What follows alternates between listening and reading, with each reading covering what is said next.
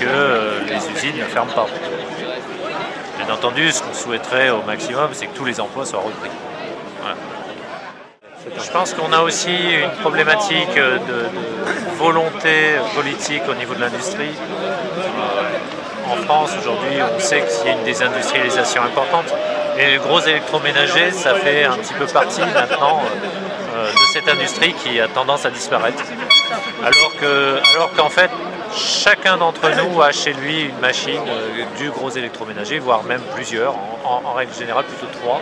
Donc c'est un bien utile, c'est un bien commun, c'est quelque chose qui ne devrait pas être laissé fait à des milliers de kilomètres d'ici, hein. C'est pas très écologique non plus.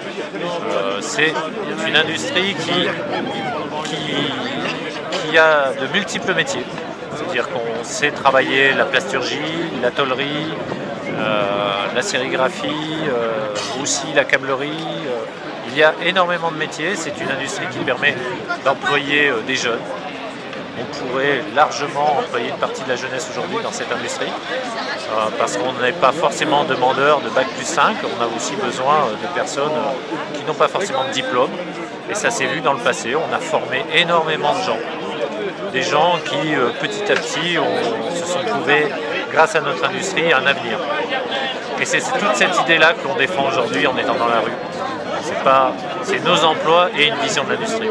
Et ce qu'on demande à nos politiciens, là, c'est de prendre conscience qu'il n'y aura pas de baisse durable du chômage si on détruit des pans entiers de l'industrie aujourd'hui, si on laisse partir ce savoir.